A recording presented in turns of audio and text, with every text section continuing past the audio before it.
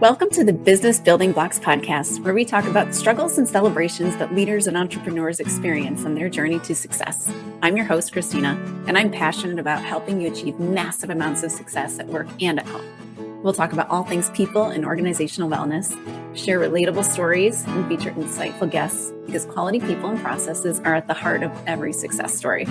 Ready to learn, grow, and have fun? Let's dive in.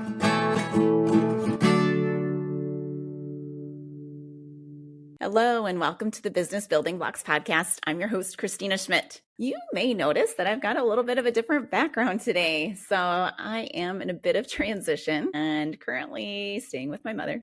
So I am recording in a basement, actually sitting on a pool table. So if you're looking at it, it looks a little different, but it actually not terrible other than it's very plain. So for those on YouTube who can see it, there you go. But if you hear herds of elephants running over my head, that's because there are children here too. So, always fun recording in the real world. So a little behind the scenes there for you. So what I want to talk about today, I've had a lot of clients as of late talking about they've done such a fantastic job of growing their businesses and getting a team to work under them that they're like, but what do I do now? And trying to find this balance between what they love to do and what they loved about generating and growing their business to what should they be doing today? And I think it's very helpful to understand some basic roles of a leader because there's a lot of ideas around, okay, what a CEO does, or what does a leader do, or what does, a manager do, that kind of thing. And so it's helpful to kind of think of some general buckets in which we can look at the types of work that we're going to be doing as leaders, and understanding that a leader of a small team is going to do slightly different things than the CEO of a large business is going to do. And the CEO of a medium-sized business or the CEO of a family-run business, they're going to do different things. However, they're all going to fall in the same buckets. And it's helpful to kind of bucket them out a bit. I always like to name things and to categorize things because we can then work on it.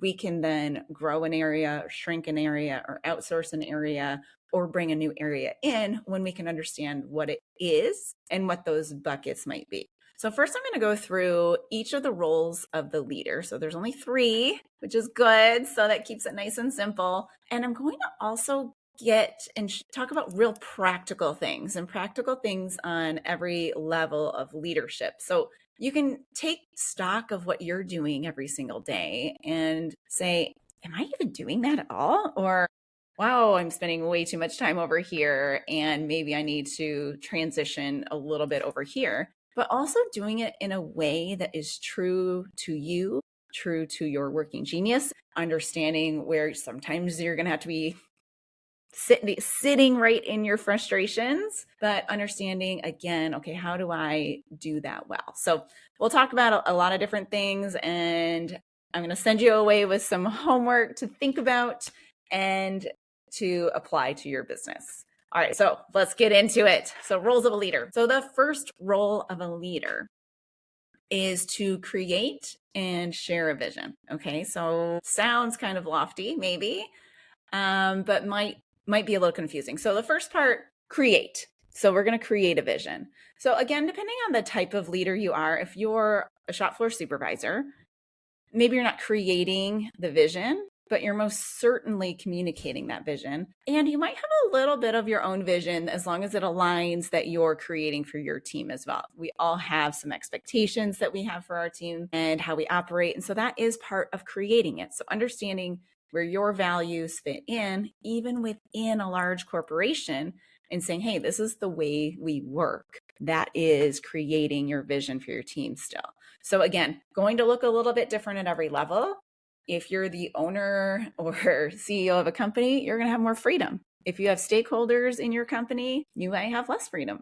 But if it's all yours, solely yours, huge amounts of freedom in what that looks like. So practically what that looks like. Most certainly you're doing at least one big, huge strategy session where you create this overall vision for your business. In the work that I do when I work with businesses to create visions, I actually use Patrick Lencioni's 6 critical questions. So that would be the why do we exist question. So that in theory should be done once. So you can set that vision once and it stays forever. So you're going to at least do that. So it's very practical, one time, and making sure it still jives regularly. But what that looks like in a more ongoing environment is like quarterly offsite meetings where you're adjusting the strategy, setting the strategy in the 6 critical questions way. It's you're resetting the what's most important right now. So creating that sort of vision, and also creating, okay, where strategically do we need to be going? Is it, we need to grab this new technology. We need to start making acquisitions. We need to develop this area of our business, or this is new and exciting and I want to do this. So these are all parts of that creating of the vision. But practically, again, quarterly meetings to touch base on it, to look at a different section of it, and maybe an annual refresh of but the quarterly meetings could encompass this as well, but an annual refresh of your overall strategy. So that's practically what that creation part. Now, the sharing part. This is where I see a lot of people fall down, because you do all this work in this creation part and we forget to share it. Or we do the one, big rollout. Hey, this is what we're doing. This is the strategy. We're so excited about it. I was in an organization where they made these really fancy videos, and we did them like in every location, and it was super exciting. They were very exciting videos. I would get excited when I'd watch them, but it's like that loses ground if you're not truly sharing it. So let's think about that. Think about, how do people know what you're excited about? What happens when you're super duper excited about something? If you're anything like me, which some people are, maybe not everybody is, but some people are, you're talking about it a lot. You're sharing it a lot. It's ingrained in how you function and how you work and how you have discussions with people, how you follow up with them. So if you're really, truly sharing this vision, you have ingrained it. So this would encompass your vision. This would encompass your value system and your company values, those core values that you set, and the what's most important right now. So you're always talking about it. Things should be aligned to it. So everybody's goals should be aligned to it. When you're giving feedback to somebody, if you see a gap in a value, that warrants feedback. People living the values is just as important as doing the actual work that you hired them to do. That is hard for people. I see people struggle with this a lot. I struggled with it as well. And had I really looked at it well, I would have been like, that would be so much easier to give people feedback if I really had a great understanding of our value system and how we behave. So that's like the third critical question, right? Or the second critical question. But that, how do we behave and how do we operate? That is just as critical as the work that we do. Because if people aren't behaving in the same way, we're not doing the work in the same way that is cohesive in the business, that serves the client or the customers in the way that we want to serve them. So following up with people and living that every single day is all part of communicating that vision. And if you're just talking to people, getting excited, making sure you connect those dots for them, because that's how they're going to understand it. That's how they're going to get it just as excited about it as you are. And that's how they're going to feel that they're contributing to it, which are all critical things for having engaged and empowered and really people that feel like they have an ownership piece into the business. And that's what we all want. Because when we're all pulling in the same direction, because we all understand it, that's how we get really effective organizations and excellent results. Again, when we're sharing it, we're creating that vision. Again, those regular quarterly offsites, that kind of one time of vision creation, but that creation of those strategic goals, and then also sharing them in every single thing we do. I like to call it mentionitis. All right. So you're going to have mentionitis about your vision and your values. All right. Second role of a leader. The second role is to develop the team. So again, kind of twofold of this. So the first part is actually creating, okay, who's on the team? What roles do I need? So thinking through that is a bit strategic, but it's also, it's this important role. So understanding who goes where, what types of people we need. So maybe what geniuses we need to add or take away or move around, and then growing that team accordingly to the strategy that we've set. But it's also, and this is the bigger part of it, developing the skill sets. So everybody comes into your organization with some level of skill sets, even your new hires, even like the ground floor, just like out of school or even a co-op. Everybody's got a skill set. They've got life experiences and they've got this will, this energy that they have. And as part of developing them, we're actually going to touch on all of those areas. So first we have to understand, where are they today? Where are they in their life experiences or work experiences? Where are they in their knowledge sets and what they actually know from school, life, whatever? And where are they in terms of their will or their motivation? So developing is going to hit all three of those points. What that looks like practically, that looks like having some regular sit downs with your team. So understanding again where they are. That's part of those life experiences, what they're struggling with, maybe what skill sets they need to grow. So those would come up in regular conversations, and also understanding that motivation level. And when we dig deeper into the motivation level, it's not a character flaw to be unmotivated.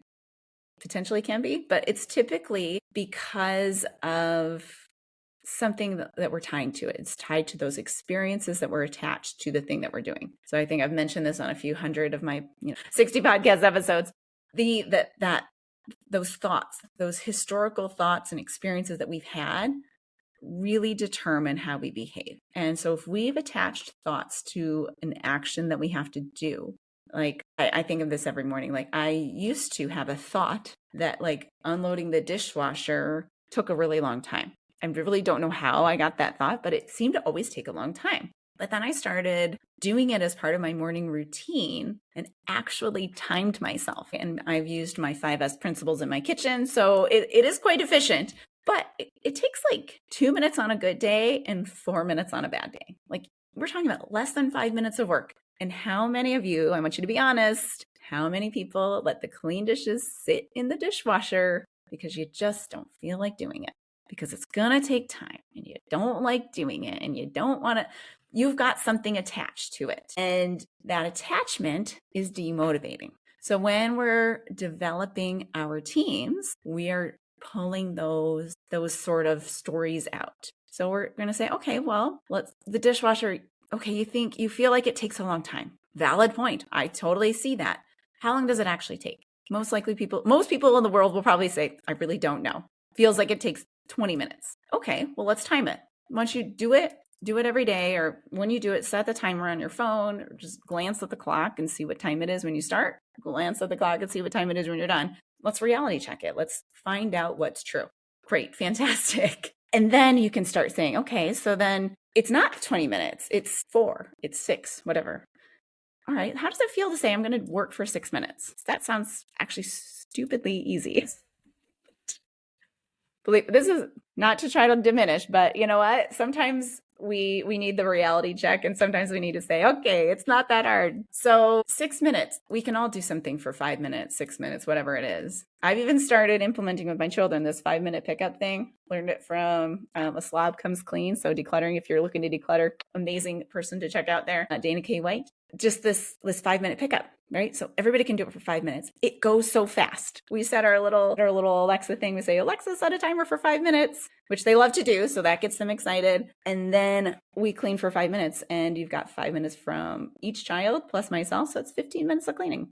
It's amazing. So 5 minutes is fast. And when we can start to say the reality, when we can start reality checking people about things. And granted, it's not always going to be as easy as dishwashing or unloading, but I like to use practical things. But that's that developing of the team. So we're, again, developing the motivation. We are developing their skill sets. So that would look like we're having a conversation. They're saying they're struggling with something. And, like, what are you struggling with? But, this Excel sheet isn't doing what I want it to do. Every time I know I should be using a VLOOKUP and I'm struggling to implement it.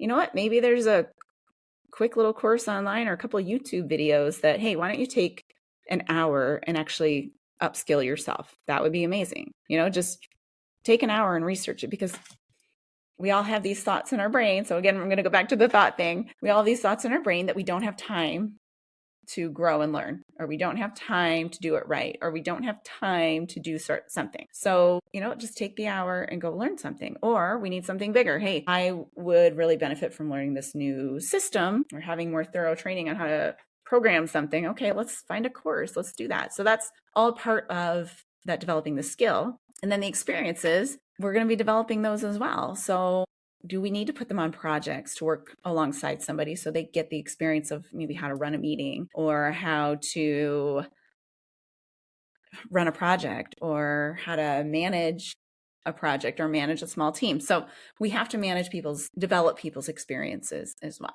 So all three, again, are going to come into play. So practically what that looks like is it looks like having the best way is having those sit downs, those weekly, bi-weekly, even monthly meetings where you're checking in on the human being who's doing the work. Yes, you might look at their goals or some of the actions, but it's not a project plan check-in. It is, how are you doing? What's getting in the way of you getting this thing done? Or, hey, that was a really super fantastic execution of this thing. What do you think of it? What went well? Why do you think it maybe went this well? And just doing those check-ins with them, and you're going to start to understand those thoughts that are behind their motivation.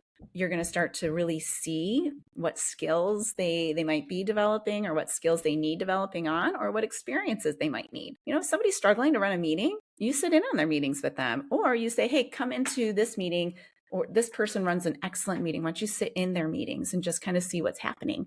And that can open eyes. We used to take people on tours sometimes, go see this plant that is doing lean manufacturing really well, or watch these videos so that you can see what I'm trying to talk about. So again, those experiences are going to help you with number one, which is sharing your vision as well. So people can see it. So putting that together, the practical is those coaching sessions that are happening on a regular basis where you're checking in with the human being. And again, at the different levels, it's going to look different. So if you're a supervisor with, 30 people on your shop floor that you're in charge of, you're probably not meeting with them individually once a week. So you're going to have to stage that out to what makes sense, but still it's good to do. Maybe it's not as long. Maybe it's a 20-minute or a 15-minute sit down versus, you're a top leader. You've got about 4 people that report to you. They're all leading other people. Maybe you have a little bit longer, but maybe, a little bit more regular check-ins, depending on where they are in their career, or just depending on, what they need, who needs what. So let's say you're a CEO of a company, an every other week cadence might be really nice with each of your people. Maybe it's 30 minutes, maybe it's an hour, but you're checking in. Okay, how's it going? How are your team members doing? Where are they struggling? Where are you struggling to meet their needs? Because that's where they're going to need that coaching time as well. So it's all about developing. It's not just sending people on courses. It's those sit downs. It is assessing the skill set, but it's that sit down to truly understand the thoughts behind things so we can get over that will or get the motivation in check, but also making sure people have the right experiences and making sure that they do have the right skills that are all fully developed. And the third role of a leader, this is the one that people think is the most important, but it is not actually. It's very important to do because it is extremely important.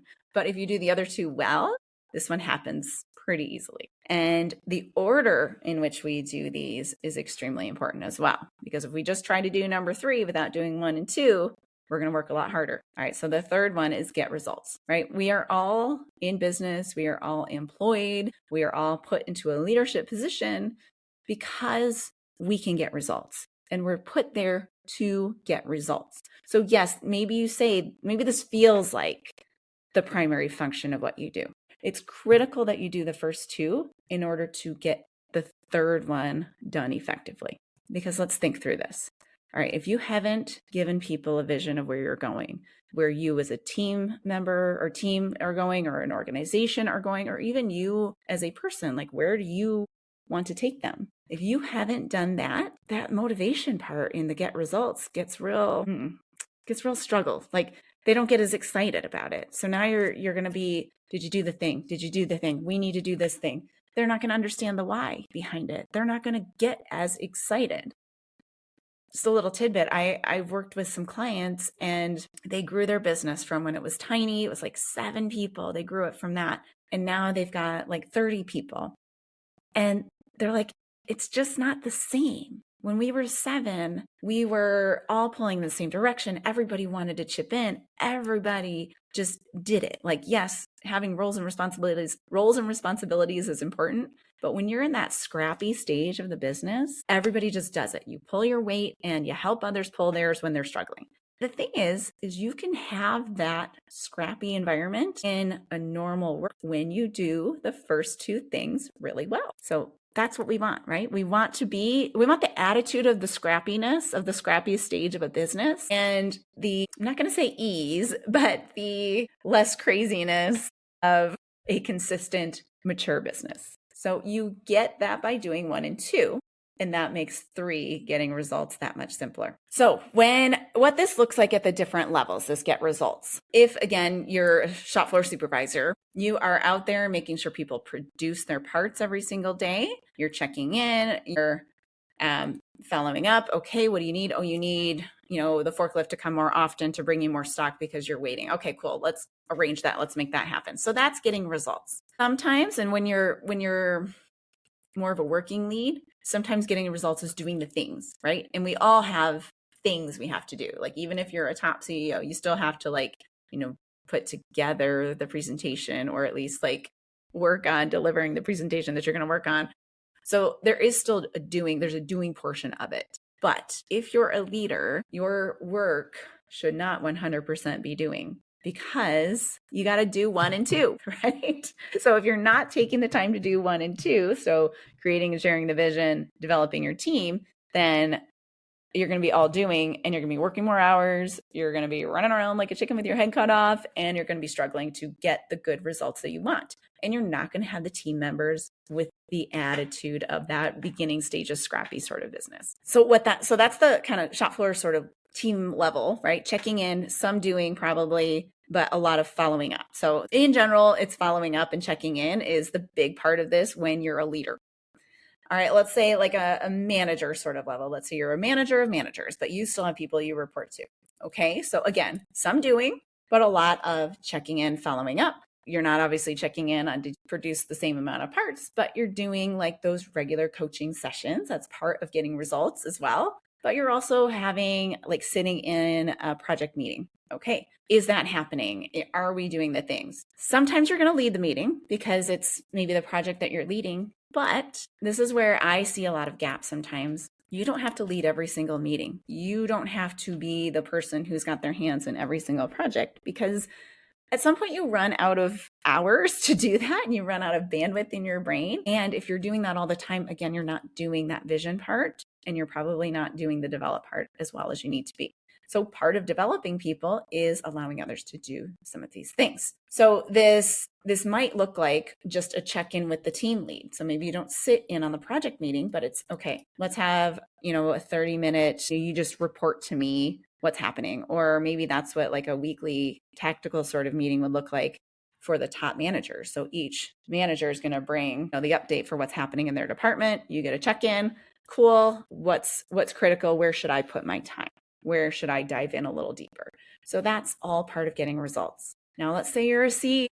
Again, the size of the business is going to matter because you're going to have shareholders and stockholder meetings, that kind of thing. But you're also a lot of the clients where they're struggling to see where their role is in this area.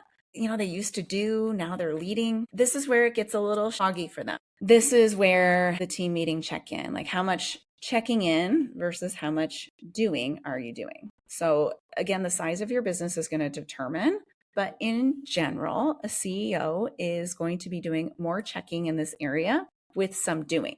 If you're the owner of your business, you can look at that any way you want. Let's say you have a tech company and you're creating new products, and that was the fun part for the business for you. Okay, so maybe that's part of what you do still.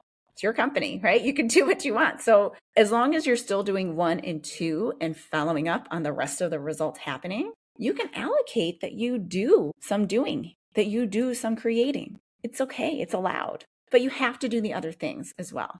And they have to be just as important, not the nice to-dos. We do tend to, as leaders, as humans, that we have a lot to do. We tend to do, and say, I will do the planning later. I will do the development later when I have more time. But that the time does not create itself. You have to create the time. You have to slot it out, and it has to feel like a priority in your world, in your schedule. It has to look like a priority in your schedule. And that is how you will get even better results, and you will get them easier. So just to wrap it all up for you. Okay, the rules of a leader. So number 1, create and share the vision. You're doing quarterly offsites. You're creating this set vision. You're creating the values. You're talking about it all the time. Remember the mentionitis. Number 2, develop your team. So who's on the team? What roles do we need? How many teams do we need? That kind of thing. But more importantly, developing those skill sets, experiences, and motivation. And number 3, get results. So a little bit of doing, a lot of checking in, and a lot of making sure things are happening. And depending on your role, you can take creative license with how we get things done. But again, doing 1 and 2 are hugely important. All right, so I have something that we're getting a little long in the tooth on the time, so sorry about that. But something coming up that I am starting and launching, and I'm looking for some leaders who are looking for some additional help. I'm looking for 5 leaders who want to give this a go and help me kind of beta drive this new product that I'm offering. So I'm offering something called asynchronous coaching. And what that is we'll have a Slack channel. So Slack is just a system to use where we can talk, converse, we can send videos, we can send documents, we can send voice memos, and we can type. But having this area where you can kind of go back and forth on a daily basis with me. So it's like having your leadership coach in your pocket. You can do it on the cell phone, you can do it on a computer, whatever's easier for you. But it is a way to make sure you're being developed and you're creating your vision and you're able to get the results that you want because you've got somebody helping you along the way. I talk about this accompaniment that we need to give our team members, but leaders also need it because we don't become superhuman when we become a leader. You don't magically get superpowers to do it all by yourself. So if you're interested in that, I'm doing a discounted rate for these 5 people because I want to give it a go, try it out, see what works, see what doesn't. And so I'd love your feedback on it if you do join up. But if you're interested, reach out to me. You can find all my connection ways in the show notes. But easiest way is my website on christinaschmitt.ca or email at christina@christinaschmitt.ca. And if you're interested, just reach out. We'll get some links in there soon to kind of give some more info about it. But, I'd love to just chat with you and see if it makes sense and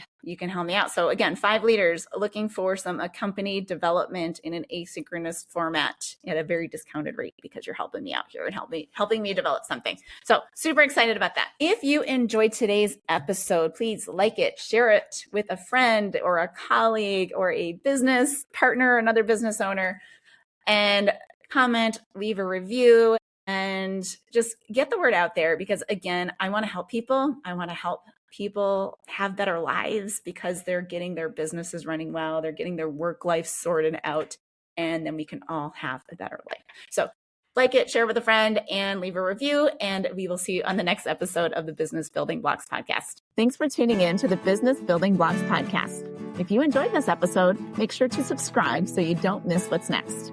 If you found value in our conversation, please leave a quick review, like, or share. It helps us reach more amazing listeners like you. For more resources and insights, visit christinaschmitt.ca, where you can find tools and support to empower your leadership journey.